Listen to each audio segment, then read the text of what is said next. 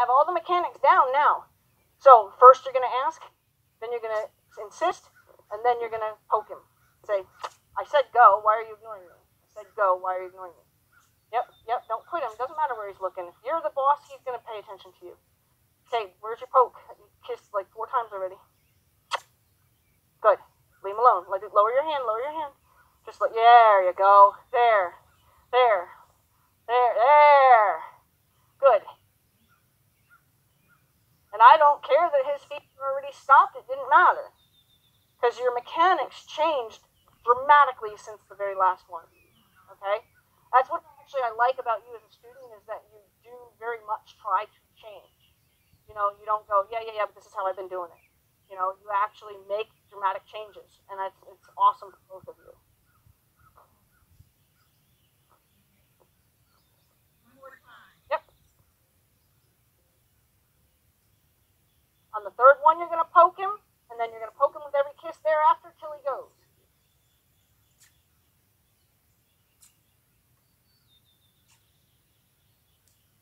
Lower your hand, let him know he's doing the right thing. Excellent.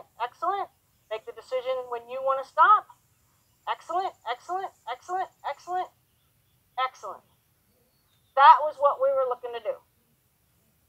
Now under saddle, all you have to do is run your hand down, like here you're holding your reins.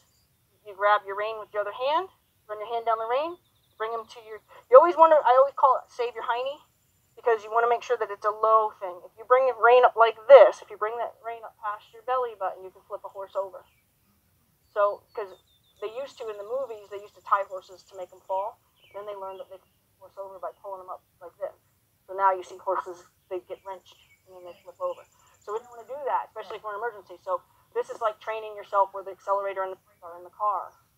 We don't want to not know where they are, and we don't want to do them wrong. So we want to make sure that when we ask him, we train ourselves that it's a low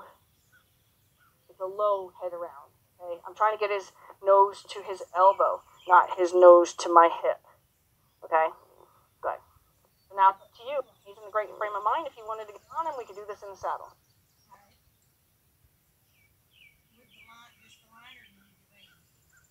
Change the reins right now. Show him about it with the reins, or we can do it with just the line. That's completely up to you.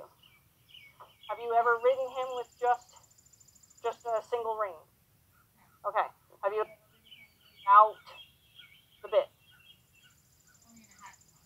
Okay. We'll go ahead and we'll teach it to him in the bit real quick, so that way he understands that now we're going to change it a little bit on him, but not by much.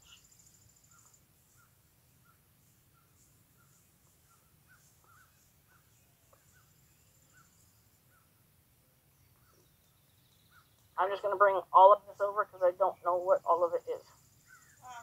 One of the tie down, he'll throw his head. Oh, we can fix that too. That's just being pissed off about bad bit work.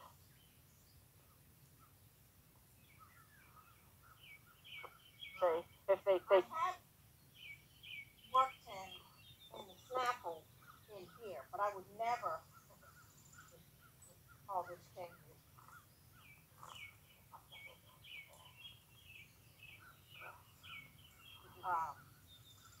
Ride him on the trail with the snaffle, but now doing this, I could. Sure, But I never if you do this comfortably, if you're sure that you have that well installed. If it's not well installed and you're still in the installation phase of it, then you get yourself into trouble for sure. Right. Tie down. No. Let's see if we can't just help him. We're gonna have gentle hands. He may not need to throw his head up. I'll take it. Go ahead. You need your helmet and tighten your girth. Cinch. Sorry, left hand saddle.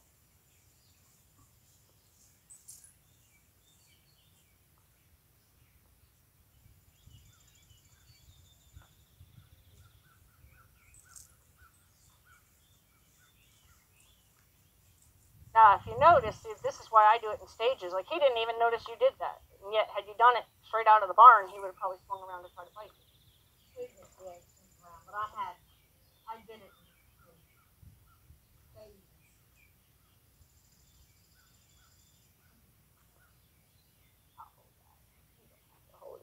willing for you to hold it for her. Yes, it was. You can't have it though. You know, seems like a good idea. Because he'll grab the reins and do it. So just took a dog collar and put it. You're very inventive. Resourceful. Yeah.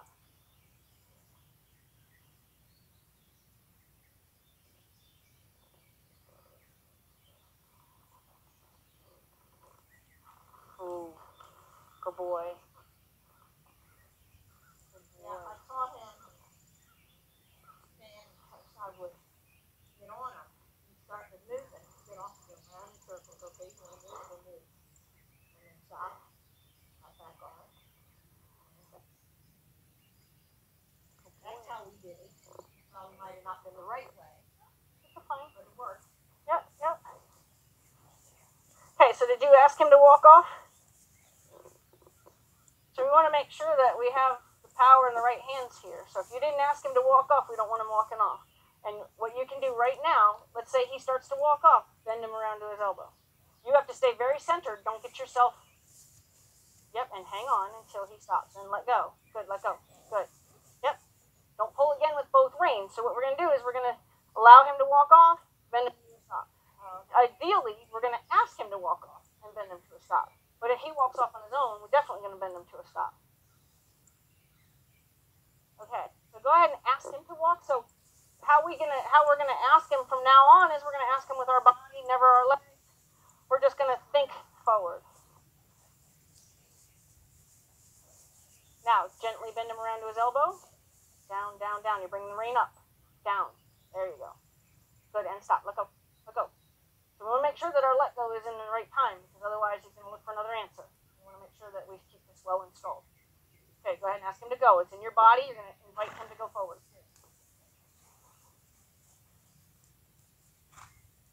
Till he stops. Till he stops. Let go. Good. Good timing. That was good timing. What I like about your chain, now I would have bent him again instead of 2 reins. So we're going to try to get him out of that 2 rein necessary. Okay?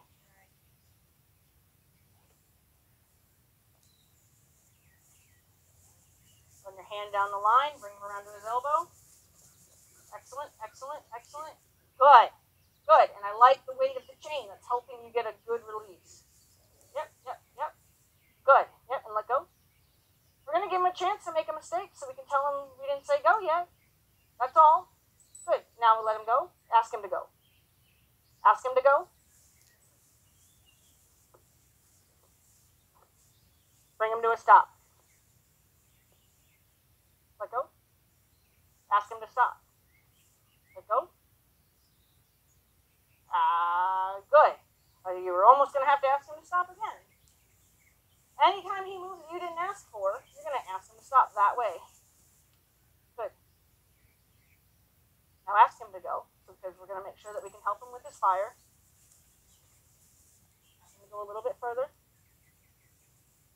Good. Go ahead and ask him to stop. Let go. Let go. Good. You're going to notice his head's going to start coming down. He's not going to toss his head up. He's going to be like, oh, well, alrighty then. This makes more sense to me. Go ahead and ask him to go. Try to do it with your body first before your legs, so that way we can teach him our bodies telling him what to do instead of our legs. Go ahead and ask him to stop. Careful that you don't dig your heel into him at the same time. Good. Let go. Good. As soon as his feet stop moving, we got to let go. Your timing was better the first couple of times. Go ahead and ask him to go. We're going to have him walk to the center of the paddock, unless you feel uncomfortable going to that far.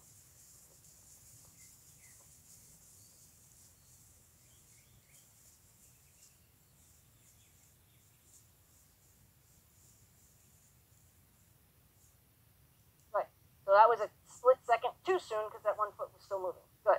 Yep, let go. Good. He's determined to smell it. He stopped him at the perfect spot to smell his own poo. A temptation. That's like stopping a diabetic at a ice cream store. Good. Ask him to stop. Excellent. Okay, let's go further. between me and that white barrel, and then stop him. Hold the other rein too. Don't lose your other rein. Just bridge with the other rein. Yep.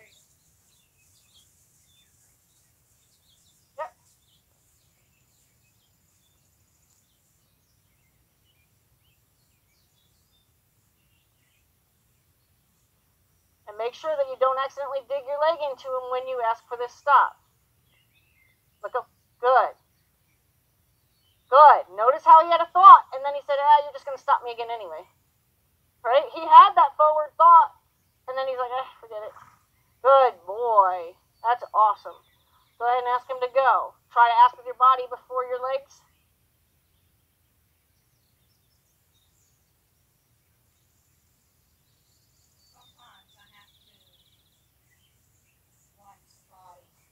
Ask him to stop. Ask him to stop. No, it doesn't have to be abrupt. It just, no, you didn't hear me? Sorry. Right? You know, it doesn't have to be quick again. It just has to be, you didn't hear me? You didn't hear me? Good. What were you saying? You have to watch his body because he'll bounce around on you? No. He'll, I'll stop sometimes, and I'm not really, I might move in the saddle, and he'll walk off that way. So I have to. It's an energy. It's an energy thing, not a wiggly thing. Right. If your energy says we need to walk, then he'll understand the difference. Right. Right. And that's what I'm saying. Sometimes if I move him in the saddle, he would start walking. Right. So then you just say, nope, that's not what I said. Okay, go ahead and ask him to walk now. So first it's let him believe that your energy says go before your legs get involved. Your legs are your support now. Make sure you have that other rein. We don't want to get you lost with that other rein. You're just going to allow it to drift through your hand when he brings his head around. That's all. Go ahead and ask for the stop. Little delay, but that's okay. And then if he has fire in his feet normally and has trouble standing still, then like there, go ahead and, yep, good. And see, you said, I didn't need that much, good. Okay, so you let him have the benefit of the doubt that he just made a mistake. So instead of us being kind of loud with him when he makes an accident, we want to make sure that we're always fair. Good. Go ahead and ask him to go. Good.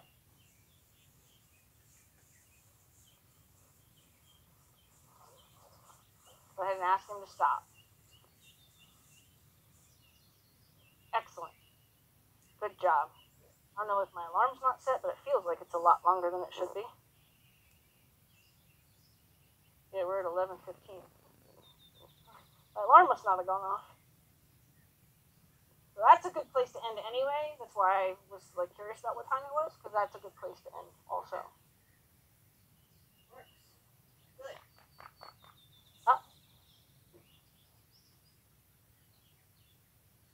And I would be careful. You're starting to let go of that right rein. You don't want to let go of any of our reins.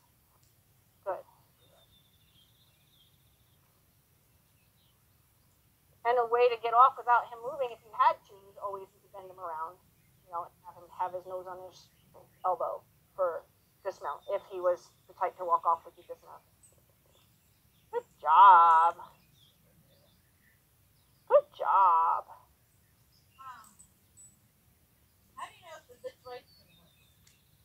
That just I don't know anything about Western bits. I just use if I use a bit. And I've one horse that's ever been bitted of mine. I use the rope halter. So I would use the least necessary. So I would use a full cheek snaffle to start. If a full cheek snaffle isn't enough, like I said, I work with the horse, so I don't need a bit. So I hope that if you have a strong bit, we can get them out. I've gotten a lot of people into rope halter instead of. He has it's a double joint snaffle and it has a roller. Okay, so keep him bored. He's bored. He's mouthing. Okay, yeah. He's already grabbed the side of the bit already. He's quiet with it, and we're gonna. I don't know the harshness of bits, to be honest with you, because I have no reason to investigate. I know people put the wrong bit on sometimes, and it's way more bit than the horse needs. But if you feel you have control with this bit, and we're gonna do this work that it really involves communication, then keep the bit that you can keep working for you. Myself personally, but I don't tell anybody to get out of a bit when they're not comfortable to get. So you use a rope halter? Yep, yep. And then I have one that I bought from a horse education company where she invented one that has the nylon or leather cheek pieces. It's got a squeeze the tide there. I bought a bunch of them thinking they would be great training tools, but the problem is that they also have the nylon flat or the leather flat crown piece or pole piece, and it doesn't help young horses learn about pole pressure. So I haven't been able to use them as training tools, but I have now incorporated them into riding.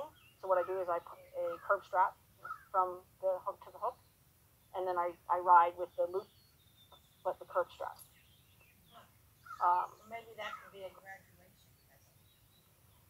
Yeah, I love them for that reason. I also, you know what, like, to be honest with you, the cheapest way to switch to the quote-unquote rope halter is take your regular bridle and replace your nose piece with, I'll show you, I have it's a Weaver, I think, and it's literally, it's just the rope nose as your nose band in place of the bit.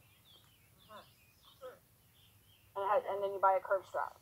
So this would attach to here, and the curb strap attached to there, and then that's an easy, and you can have your bridle, so it looks like you have a bridle if you ride around in a halter. I mean, I like that I ride around in a halter because people look at it and go, wow, that's all you got on your horse, you know. But if I was to bridle him up, it would be a bridle. That's it.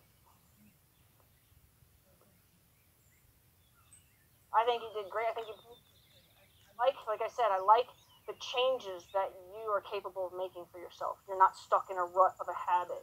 You're cognitive enough to say, no, I don't want to do it again.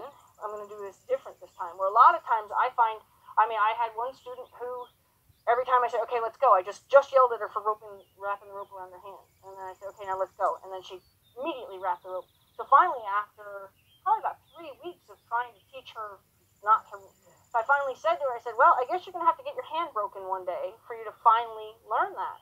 Because there was no teaching her how to get out of that rut. I can tell her an experience. As soon as I did it, I said, you're going to break your thumb. Damn. So I don't know if you wanted to walk them on this rope or if you wanted to take them in with the